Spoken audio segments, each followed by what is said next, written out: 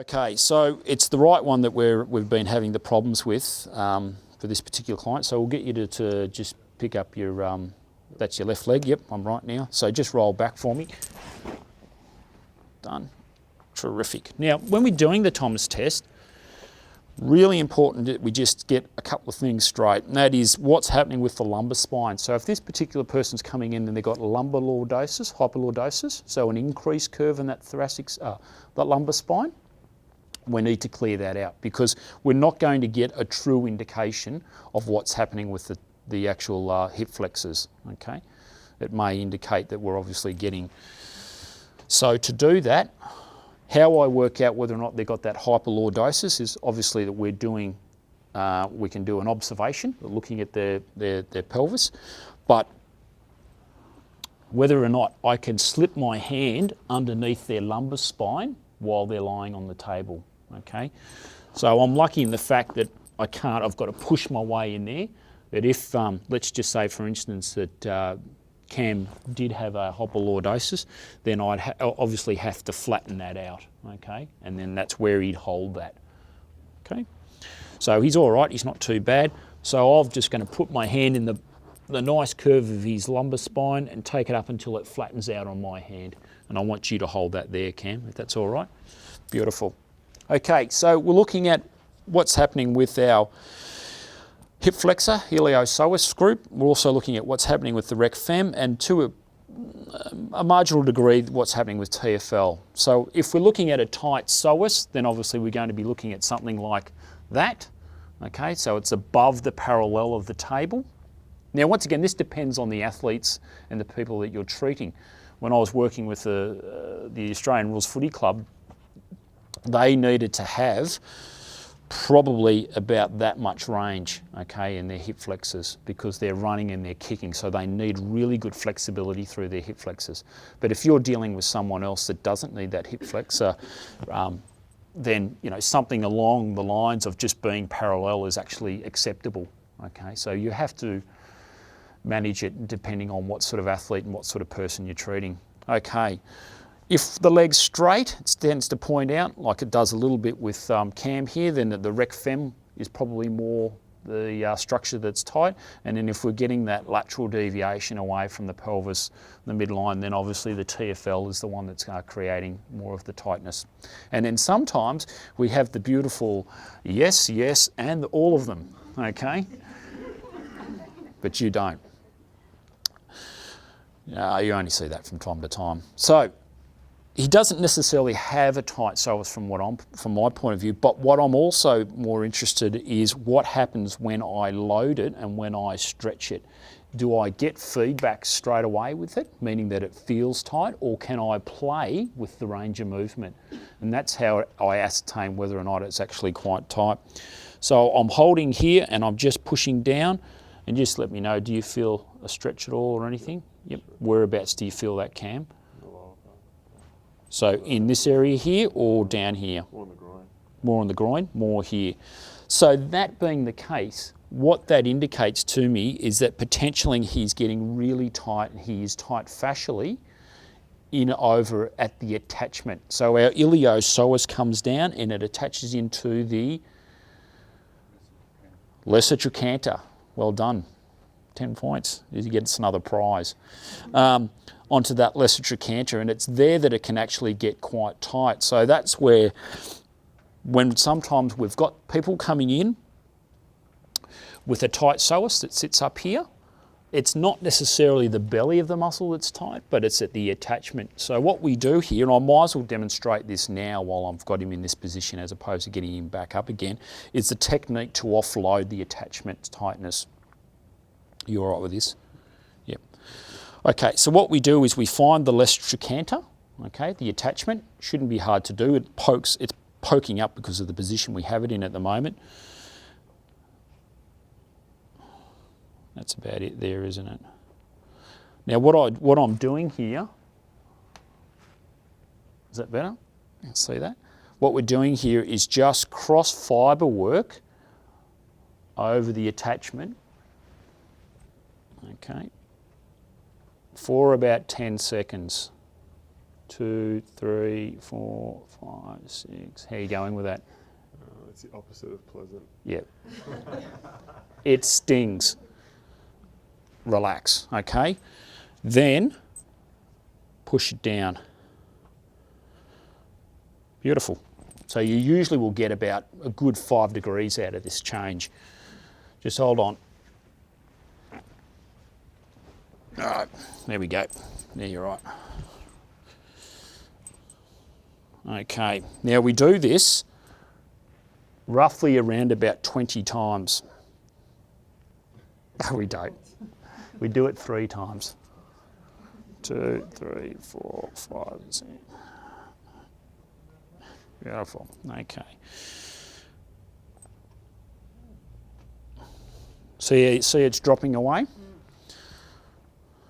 Great technique. Great for footy players. 2, 3, 4, and cyclists. 10. Beautiful. Okay. That's good. Terrific. Now, also what we can do sometimes is we can also do some myofascial work through the top of the rectus femoris here whilst he's in this position. Yep. Sorry.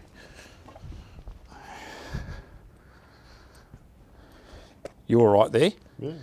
You sure? Yep. Okay. You're not going to do this on 85-year-old women, okay? They're just not going to handle this position real well. All right, so choose the people that you do these techniques to. They go, oh, I'm a bit tight through the front of the groin. Well, let's get you in the Thomas test. Here we go. So pick the clientele that you do these type of techniques to. Don't just because, yeah, I saw it at a case study, I can use it on everyone.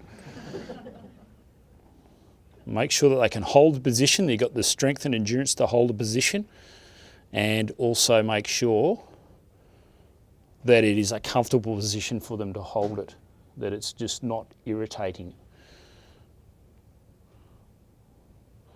I remember doing this technique on the case study the first time. I said, you know, I'm checking in with you, I'm saying, yeah, you're all right with this pain, you're all right with that? He said, mate, there's no way you can inflict more pain than I've ever had, so go for it. Okay, righto, that sets the benchmark there. Okay, so what I'm doing here is I'm just wanting to free up the fascial tightness that they can develop through. Okay. All right, that's good. How does that feel through there now, mate? Yeah, it's hardly. Are you getting any stretch or tensional load through there at all? No? That's good, and that's what you want. You want push down on the psoas, and there's no feedback coming back from it, okay? It just plateaus out. And I just wind it up a little bit and just go again. Okay, so the treatment sequence for him was bilateral quadratus lumborum. We cleared that out. Can I have this one? Okay, and just lift your head, drop your knees, and off you come. Okay. All right, you just stand up for a minute and I'll move this table back to our posies. Thanks, Cam. And I'll get you to lay back down onto the table for me, please, mate. Yeah, I can do the draping. It's like a magician's. Blah. Okay, now, bilateral quadratus lumborum treatment that we did in the knee. Yes, it was the knee case study. So that means side lying, clearing out both quadratus lumborum. We also, with this situation, we were doing our iliacus and TFL. I'll go through that again now for you. Do you want me to go through that just so that it's a quick refresher and it's in your mind?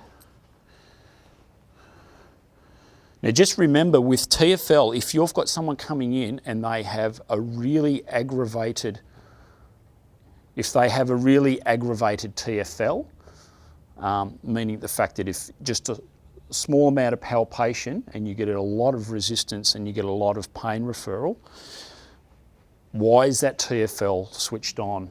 Okay, why is it so aggressively tight? Why is it so aggressively tender? Usually it means because it's working too hard, because something else is not firing and working, okay? Most of the time you'll find it because it's those gluteal muscles are overwhelmed, okay? So, wow, your TFL is tight. Geez, wow, your TFL is tender. Think outside the box. Why is it tight? Why is it tender? Okay, it's being overwhelmed.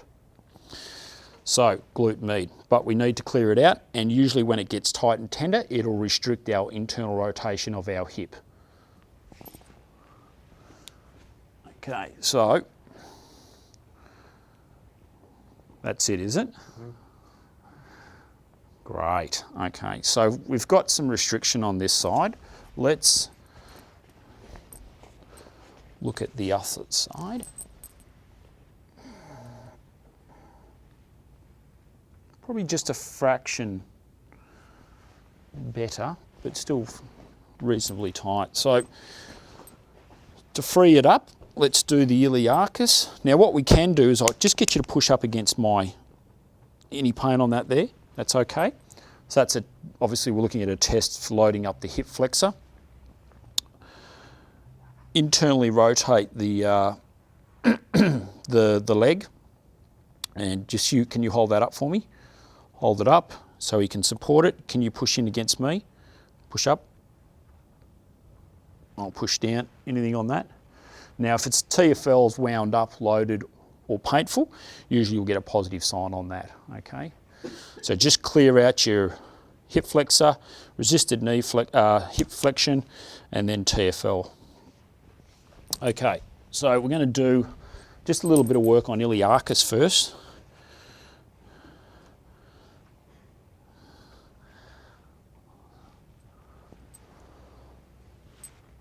Now, there we go. How's that? That's better. Okay, so once again, we're going to sink in, pull back towards me. So I've got that iliacus up against the fossa, and then just cross-fibering backwards and forwards. How's that feel there, mate? It's all right. It's all right, not too bad. Just hold your knee in there that little bit more for me, mate. That's good.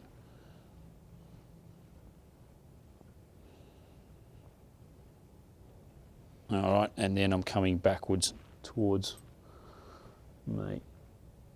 Okay, good. All right, now we're going to go through the TFL.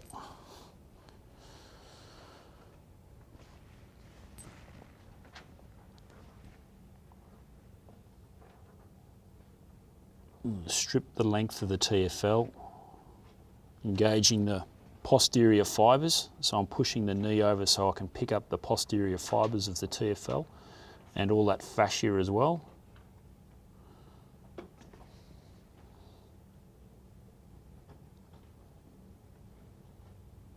Just looking into Cam's eyes. How does that feel? That's pretty... It's a little tender. It is a little tender, isn't it? Very tender, actually. Oh, okay. There's a small gold mine in here. Why is this TFL so sensitive?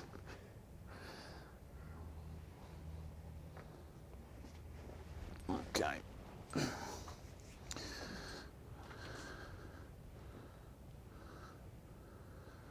There might be some adductor in that. All right, what I'm going to just quickly do, obviously the client that I was seeing didn't have this, but we're going to do this quickly. We'll just clear out this adductor longus because I think he's a little bit tight through that adductor. We'll see what change we get off that. So I'm just in adductor longus there, push up against me. You'll see it pop up there.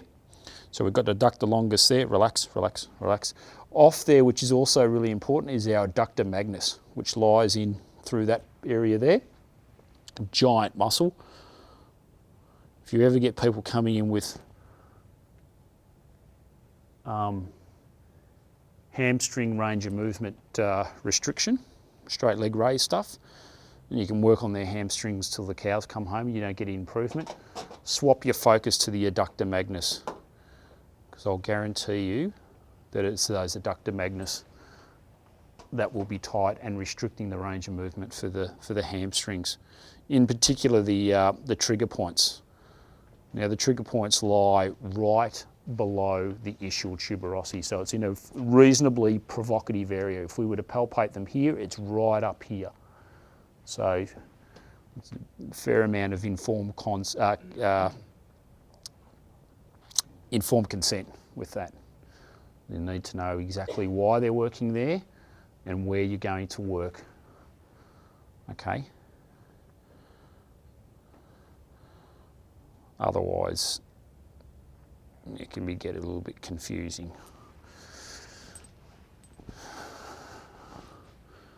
Nice and red there, mate. Okay, that's certainly better. Okay, come back to that TFL, and you can see it there. Push up against me, Cam. You can see he's got a giant TFL. Right, relax, and that's primarily from racing. I'm just going to free up. So I'm going to work longitudinally over the posterior fibres. I don't know if you can see that. That's it. Can you just hold that knee down, sort of? That's it. Good, good, good.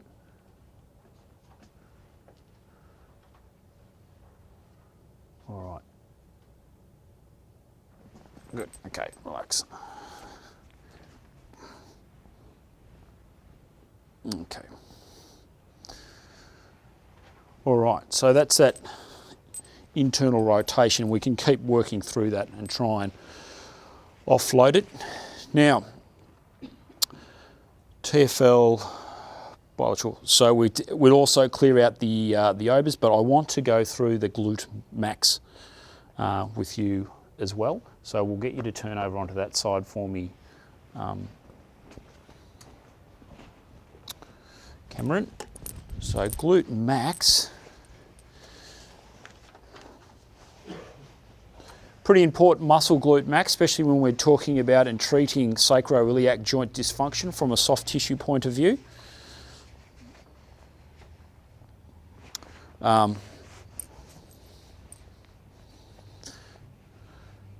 Being a hip extensor, but because it has a sacral attachment, refers into the sacrum itself. As I said, it's a fairly good mimicker for sacroiliac pain, the glute max. The big muscle, obviously you can see it there. We're going to be the trigger point probably about midway down the sacrum, just off laterally, and then we have two trigger points here just above the ischial tuberosity. Okay, so that's our glute max trigger point activity area. Glute minimus is up here. So we've got the anterior fibre. You can see his TFL sticking up there. Posterior fibres, and then up on the iliac crest itself is where the glute med lives. Okay, so we're looking glute med, glute minimus, and then glute max. So trigger points here for glute max, trigger points here for glute minimus, and trigger points for glute medius there. Okay, glute med, glute min, glute max. Everyone got that? Just a quick refresher so we all know where we're at. Okay, so the beautiful thing about glute max trigger points are you don't have to dig for them. It's right there. It's superficial, so we don't have to push down. If you're pushing down and through, then you're obviously aiming at a tissue deeper than the glute max, all right? So for whatever reasons, you shouldn't have to dig very much for those glute max. So if you just want to give me some feedback.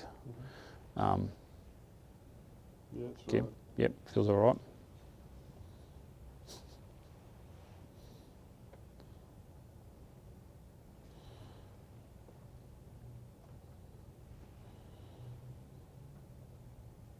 So I'm working along the border of the sacrum, coming over a little bit further here. Okay, how are we going there, mate? It's fine. That's good.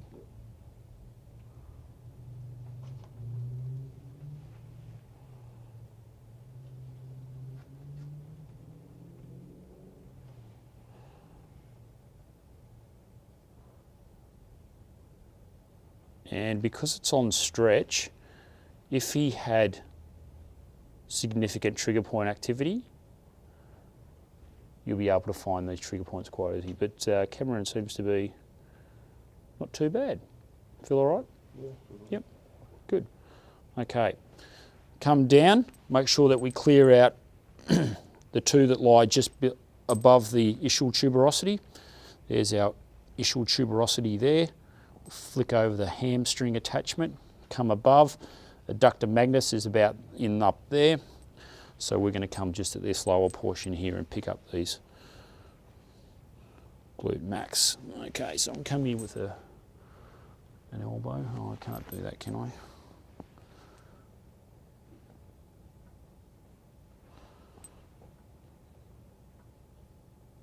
Tender there? Yep. Okay, good. Do you normally say that to your clients? Good. Oh, why is that so good? Because they've got something to treat. That's why. Okay, so we clear out those series of, say, about 12 longitudinal strips through these muscles.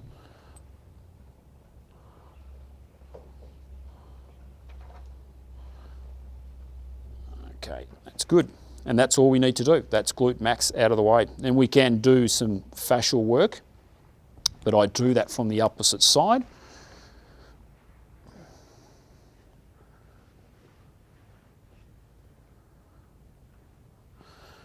Where I come off the greater trochanter, stabilise. I'm not using a pointed elbow, I'm using a broad, and then it's just take the tissue up towards him and then lock on and then strip through. How are we going here, Cam? Fine. No problems? Shouldn't be really painful, this. I know it looks like it's penetrating, but it's actually not, because the direction of my force is not down, but it's actually along the length of the tissue, okay? So I'm not trying to penetrate down. I'm engaging and then almost a sliding engagement.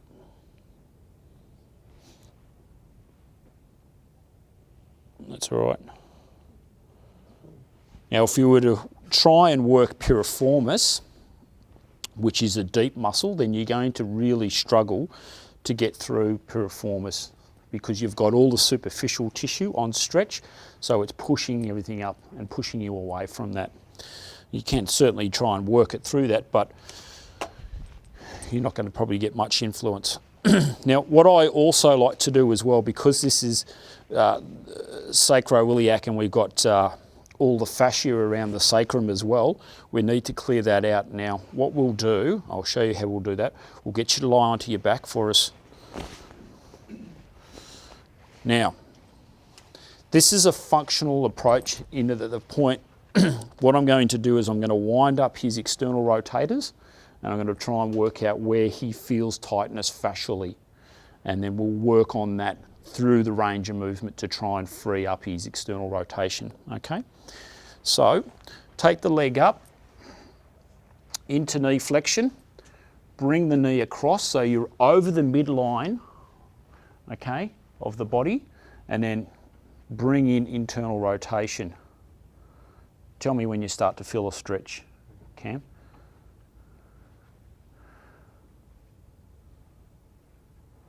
Slight stretch. About there? Yep. Now, whereabouts are you feeling that, Cam? Squats. Just glutes? So whereabouts? Here? Piriformis down there. About there? Yep. About there? Right, so can you hold that there? I'll get Cameron to hold that there for me, because I haven't got another set of hands. And now I'm going to treat this area while he's got it there. You're still there? Yep. Okay, so you're feeling it around this area here or around further? No, first place. Yeah. About there? Okay, all right. So I need to engage this area here. Okay. I'm on, I think it will be just off the edge of glute minimus actually at the moment, but it's fascially that I'm on.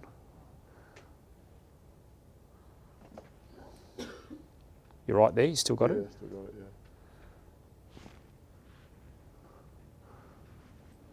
Hang on, that's better. Okay.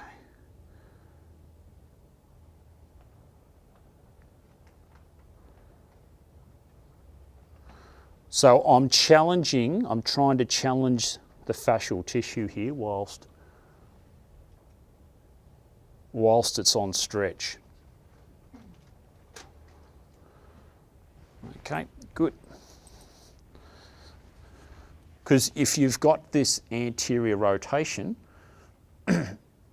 then the unfortunate thing is that it tends to load up all this fascia. So we're just going to do it again. Once again, I want you to tell me when you start to feel a stretch, Cam. Slight stretch there. Slight stretch there. Okay, that's good. Whereabouts are you feeling it now? Still around glute. About there? Yep. Okay, hold that there.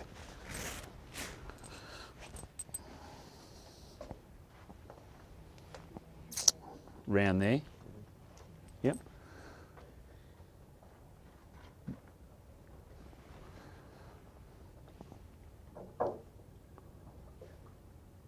Yep, okay.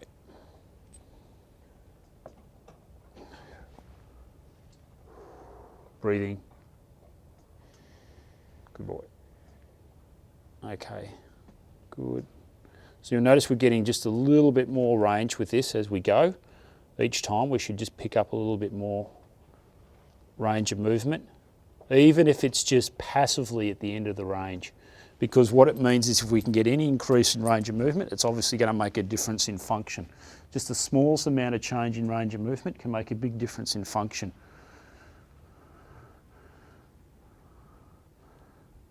Yeah, that's pretty good. I'm going to struggle to get any more than that. That's twist your leg off. All right, that's good. So you understand the process of winding it up, hold it in that position, then locate the area where the restriction is, and then work through that range, okay? But then you have to keep retesting to see where the next segment is tight, okay? And then free that off and then keep going. All right. Okay, now, I mentioned beforehand in his objective assessment when we were looking at him structurally that he had an anterior rotation and also that upslip. And the idea of, I was talking about an upslip is being that there's an iliosacral fixation. So there's a technique, an MET technique that I use to try and free up and gap. It's almost, they call it a gapping technique. So when we locate the PSISs, we go to the PSIs, so we just come down just off the PSISs and we get them to bend forward. And if they've got one side that's going up higher than the other, then that indicates that that side may be the fixation, okay? And the idea is that we get them on the table, sitting, and we do it again. Basically the idea is that sometimes you can have an upslip, but it might be a tight hamstring. So you basically got a hamstring that's pulling down on one side of the pelvis, and as you get bending forward, it's obviously restricting the range of movement there. So to take the hamstrings out of the picture, we get them and we do it sitting and see if it's still positive. Okay. Now the gapping technique, I'll quickly show you, it's pretty simple. We do is we pick up the leg. Now you've got to make sure that they don't have any knee pathologies or instability in the knee when doing this, or God forbid some sort of, they're after a hip replacement.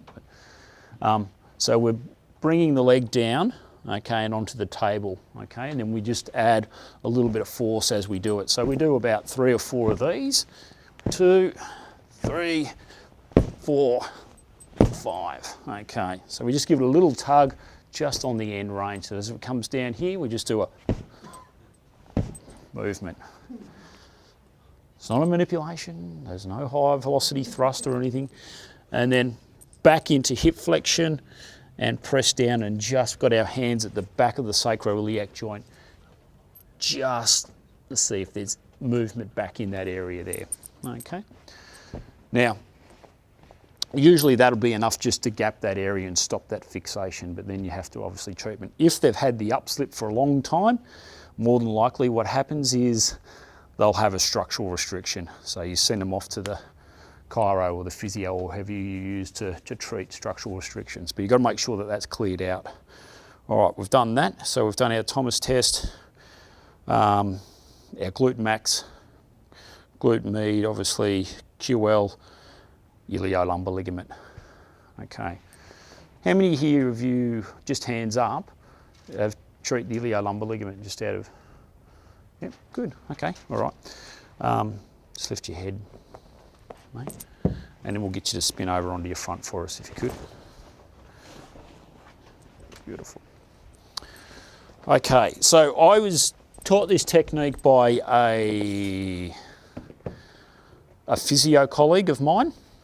Oh, I think it was my second year out from study, and it's been a fantastic technique, and it's helped numerous clients. Now, the idea is usually I've got anyone who's visited my clinic, I have heaps of pillows, my best friend's pillows.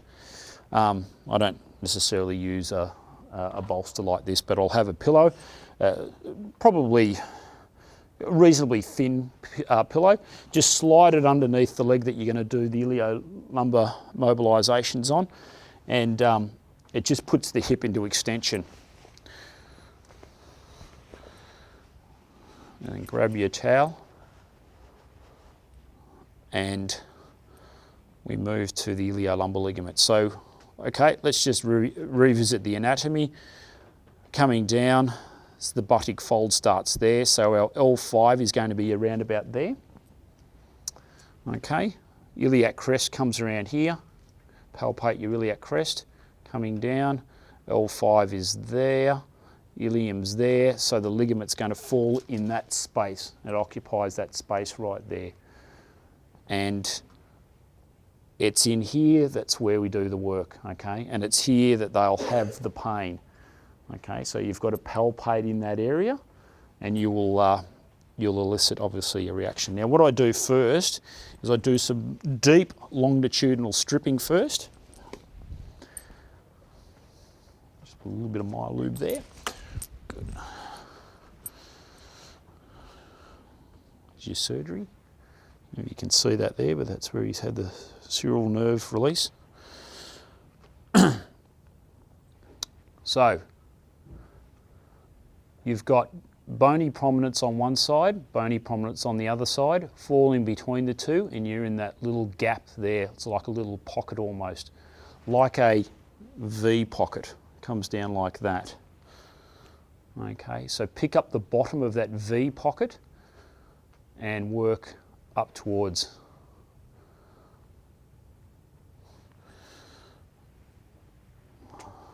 Sorry about this, but to get onto it. Okay, that's better. So I'm doing some longitudinal gliding.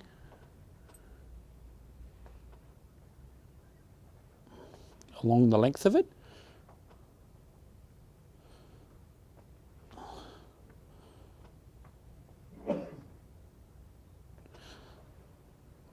Now, if they've got an iliolumbar ligament that's really tender, you'll get a whole range of feedback. Sometimes they feel like pain running down the inside of their hamstring, up their back, into their buttock, even into their groin.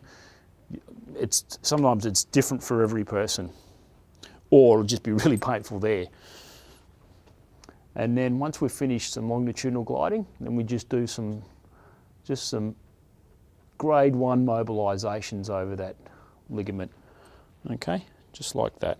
Just a mild bounce,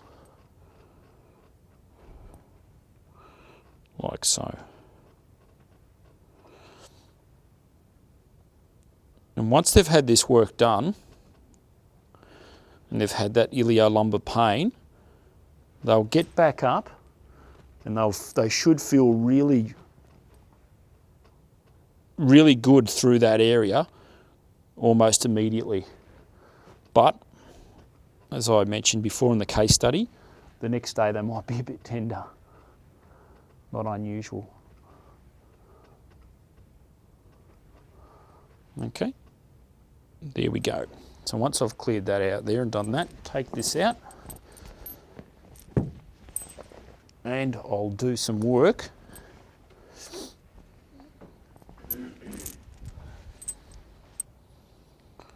just on that glute med.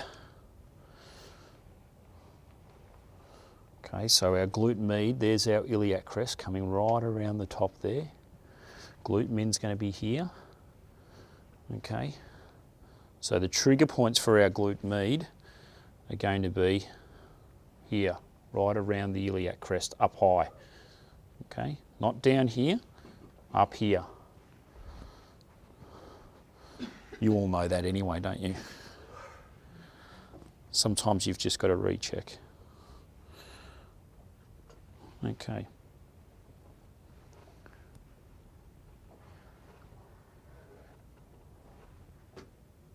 Any tenderness there? No, it's okay. So, yep. So you can. The good thing about glute med is that you can run your fingers backwards and forwards over the tissue, and you pick up the torque bands really easily if they're there, because there'll be those big flicking sensation. Get a bit of a twitch response sometimes. What about there? Yep. That's all right. Yep. Tender. Yep. And I come around a little bit further, and then we're just at the edge of glute minimus there as well.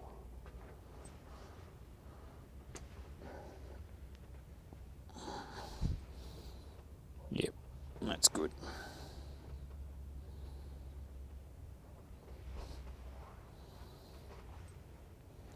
So pick up all the laxity in the skin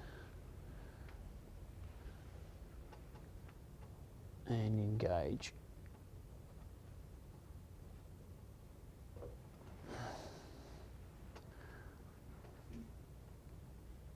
How's that, Cam? Not too bad. All right?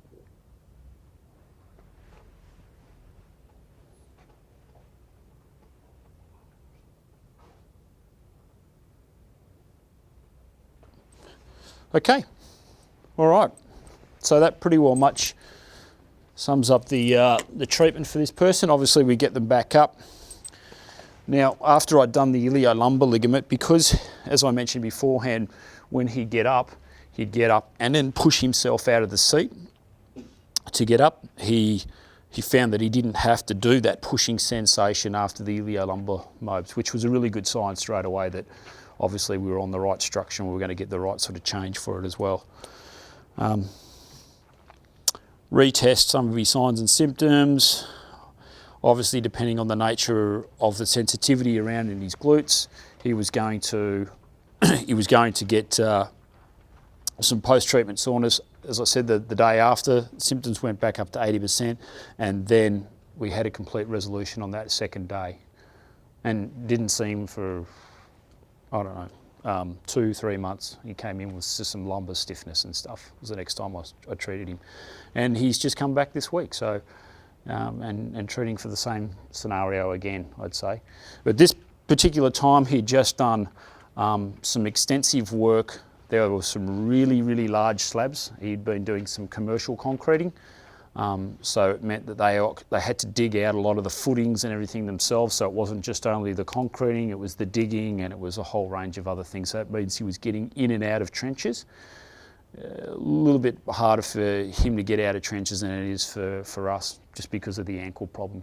He's basically got to throw the leg up, and you sort of can't bend your ankle to get up in and out and put weight on it like we can. So yeah, so obviously that overwhelmed the area.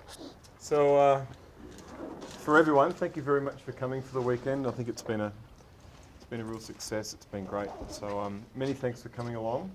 And in the future, we're planning on doing some other case study work. So hopefully we'll have you along again, where we have an opportunity to hear about some of the real life experiences that Stuart comes across in clinic. Yep.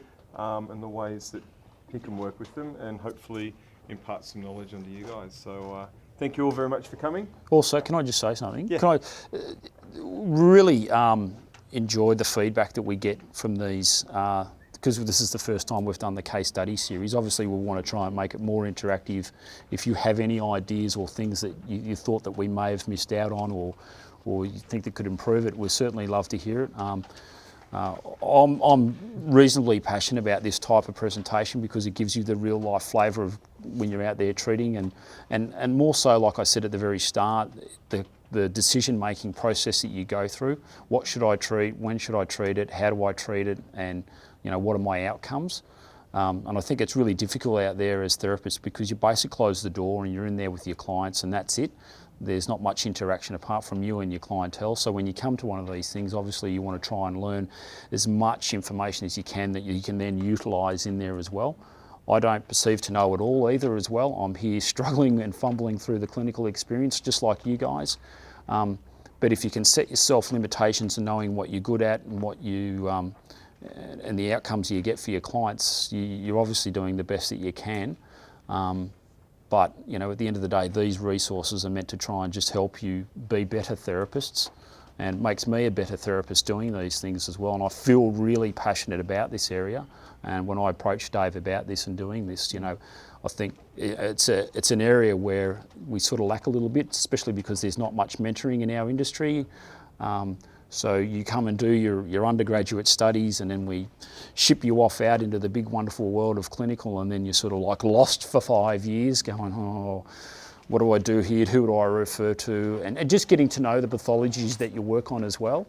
And you can come to these sort of these seminars and actually rehash what you've learnt and then go, yeah, okay, now I think I'm on the right track, or yeah, no, I didn't realise I could do that, or if you take one thing away from these workshops or these seminars, then obviously you've got your money's worth as far as I'm concerned. So, yeah, but would really appreciate any feedback you have, constructive, whatever form, shape it comes in is always good.